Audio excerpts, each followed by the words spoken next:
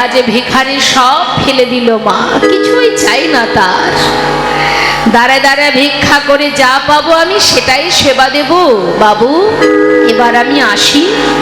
লালা মনে মনে চিন্তা করলেন, ধন ঐশ্বর্যের মধ্যে থাকলে বুঝি গোবিন্দ সেখানে থাকেন না? তাহলে আমি যে বিষয় সম্পদের মধ্যে ডুবে আছি, এখানে কি আমার গোবিন্দ নেই? তুমি এক কাজ করবে ভিখারি, তুমি আমারই ঘরে থাকো, তোমার খাওয়া পড়া সব দায়িত্ব আমার। তুমি এখানে বসে নিজে কৃষ্ণ বলে কৃষ্ণ নাম করবে, আমাকে শোনাবে। না না বাবু, আপনার এই মহলে যদি আমি থাকি, আপনার মতো দিনে দিনে আমিও গোবিন্দকে ভুলে যাব। আমি আসি বাবু, আসি আসি, এই বলি চলে গেল ভিখারি। লালা মনে মনে চিন্তা করছে আর এক পা দুপা করে ঘরে ঢুকছে মা, আর মনে মনে ভাবছে যে তাহলে এই বিষয় সম্পদের মধ্যে জীবন যদি চলে যায়, তাহলে গোবিন্দ ভজন কবে হবে? ভিখারি যে সত্য কথাই বলে গেল। চারিদিকে ধন ঐশ্বর্য বিষয় সম্পদের চিন্তা করতে করতে আমার তো গোনা দিন ফুরিয়ে যাচ্ছে। ভাবতে ভাবতে হঠাৎ এই জমিদারির একটি বিশেষ কাজ, খাজনা আদায়। এই খাজনা আদায়ের জন্য পালকি চেপে জমিদার বেরিয়ে গেলেন। খাজনা আদায় করতে গিয়ে সেখান থেকে একটা বড় রকমের শিক্ষা লাভ করলেন মা। সেই শিক্ষাটা কি? যখন খাজনা আদায় করে প্রজাবর্গকে দেখাশোনা করে ফিরছেন সন্ধ্যাবেলা, ঠিক সন্ধ্যা আগত, বেলি অবসান সময়, আমাদের প্রত্যেকের জীবনেই আসবে সেই সময়। এই অসময়টা সন্ধ্যা আগত, না দিন না রাত্রি, ঠিক সেই সন্ধিক্ষণ, বেলি অবসান কাল। এই সময়টা সবার জীবনে আসবে মা, যেদিন আমাদের আয়ুরবি পশ্চিম দিকে ঢলে পড়বে। তাই যখন কিনা বেলি অবসানে ফিরছে, সেই সময় হঠাৎ প্রভুর কি কৃপা দেখুন, একটু একটু করে ভক্তি সঞ্চার হচ্ছে তার হৃদয় মন্দিরে। যখন ফিরছে হঠাৎ এক ধোপার মেয়ে রজকন্যা তার বাবাকে বলছে, বাবু গো, বেলা যায়, বাসনায় আগুন দাও। বাবু গো, বেলা যায়, বাসনায় আগুন দাও। বাসনা অর্থাৎ যখন কিনা আগেকার সময়ে কলার পাতা শুকিয়ে গেলে তাকে বাসনা বলা হতো। এত তো ডিটারজেন্ট আগে ছিল না মা। ওই কলার পাতা, শুকনো কলার পাতা, ওই বাসনাকে পুড়িয়ে যে খার হতো, সেটা দিয়ে যারা ধোপা কাপড় কাচতে পাঠানো হতো, তারা ওটা দিয়েই কাপড় পরিষ্কার করত। তার কন্যা বাবাকে বলছে, বেলা যায়, বাসনায় আগুন দাও। আর তার প্রতিধ্বনি শুনছে লালা ফেরার সময়। পালকি চেপে ফিরছে, সন্ধ্যা আগত, ঠিক সেই সময় প্রতিধ্বনি শুনছে লালা, বেলা যায়, বেলা যায়, বেলা যায়।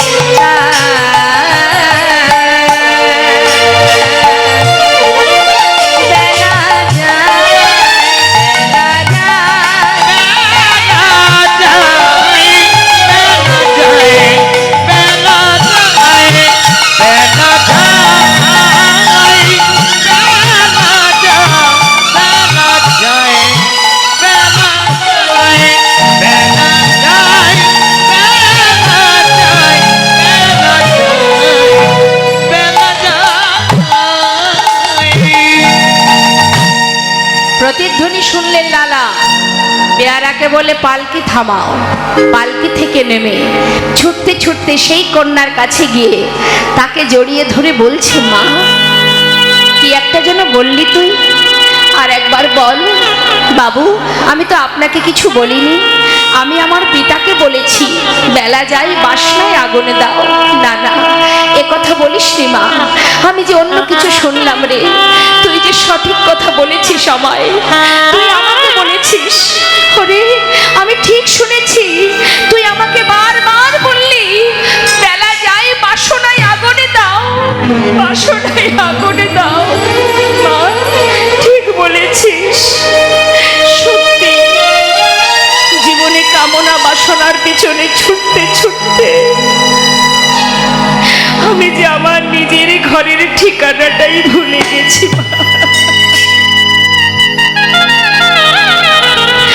কে আমার আপন কে পর, এই মায়ার সংসারে বিষয়ের মধ্যে ডুবে থেকে কামনা বাসনা নিয়ে দিন কাটাতে কাটাতে কে যে আমার আপন জন, কোথায় আমার ঠিকানা, আমার যে কিছুই আর মনে নেই। আমার যে সময় চলে গেল, এবার যে আমাকে ফিরতে হবে। ছুটতে ছুটতে ঘরে ফিরে এলো মা। ফিরে এসে নিজের কন্যাকে বলছে, মা সুমতি, একটা কাজ করবি মা, জীবনে তোদের কাছে আর কিচ্ছু চাইবো না, শুধু একটি বার আমার সারা গায়ে কৃষ্ণ নাম লিখে দিবি মা। বাবা, কি হলো তোমার? হঠাৎ খাজনা আদায় করে ফিরে এসে তোমার হঠাৎ সারা গায়ে কৃষ্ণ নাম, কি হয়েছে বাবা? এমন কথা কেন বলছো তুমি? মা, মারে আমাকে এবার বিদায় দে, আমি চলে যাই। আমার যে সময় হয়েছে, যেতে হবে, যে আমার নিজের ঘরে ফিরতে হবে। মা বিদায় দে, সময় যে শেষ হতে চলেছে, আর যে সময় নেই। শিগগিরই আমার সারা গায়ে কৃষ্ণ নাম লিখে দে। বাবা, তুমি যাবে কোথায়? কেন তুমি এমন পাগলের মতো করছো? আমায় বলো, তুমি যাবে কোথায়? মা, আমি চলে যাব। এই বিষয় সম্পদ, ধন ঐশ্বর্য যা কিছু আছে সর্বস্ব তোদের দিয়ে গেলাম, তোরা সুখে থাক।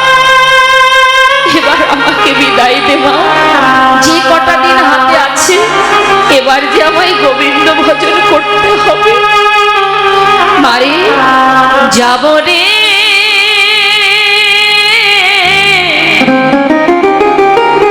যাব আমি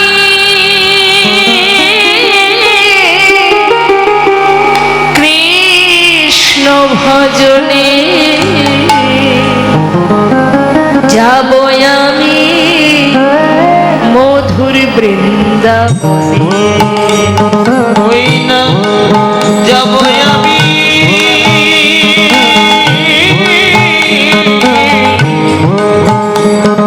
ওই মধুর বৃন্দাবনে। রইল সাধের জমিদারি, রইল এ ঘর বাড়ি, রইল সাধের জমিদারি, রইল এ ঘর বাড়ি।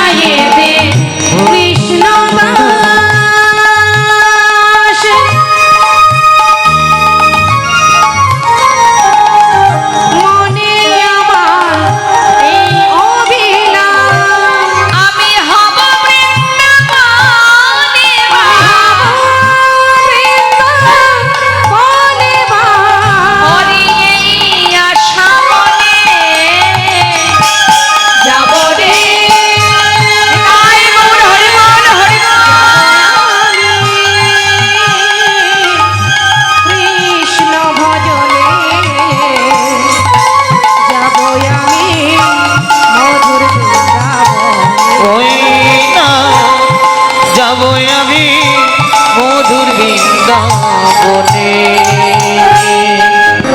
চলে গেল মা। সুমতি বলে উঠলো, বাবা মায়ের সঙ্গে দেখা করবে না? না, মায়ের সঙ্গে দেখা করলে আর হয়তো আমার যাওয়া হবে না, তাই মায়ের সঙ্গে আমি আর দেখা করব না মা।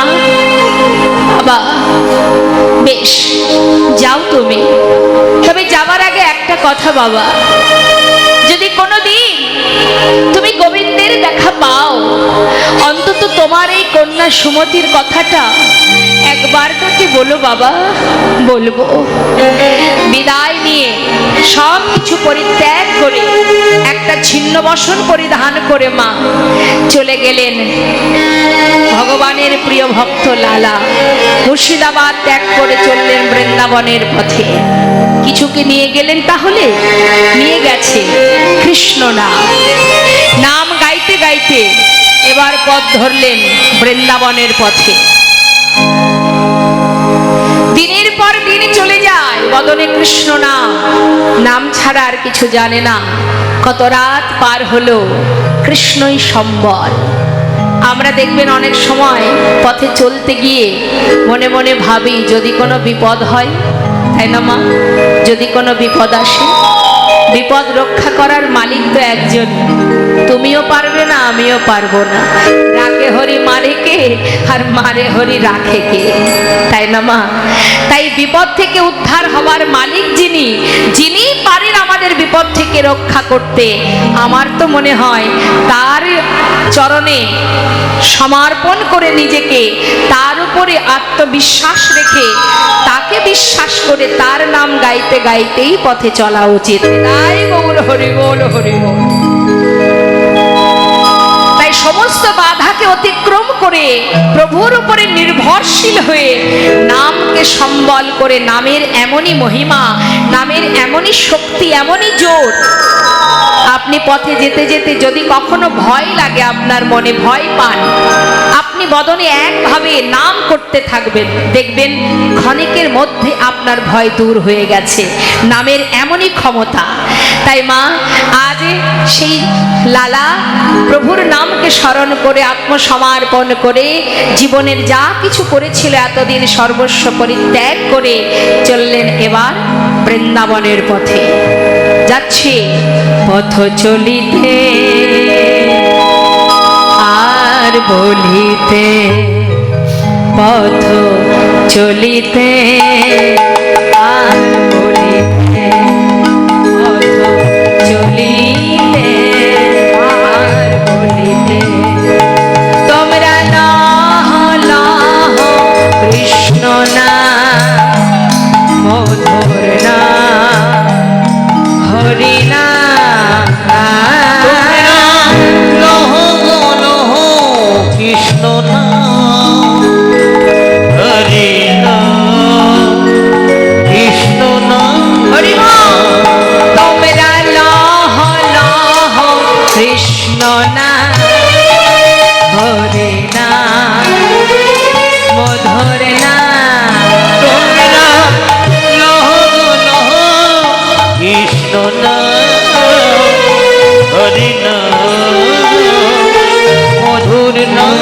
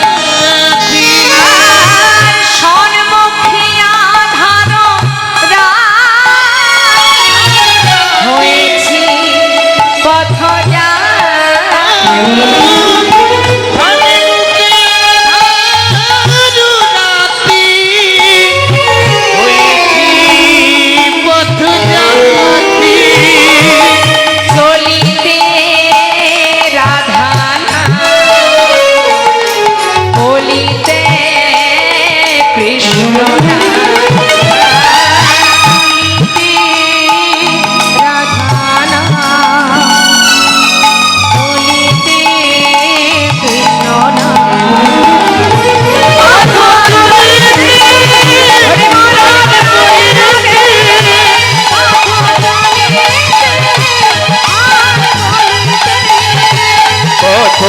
বলিতে আর বলিতে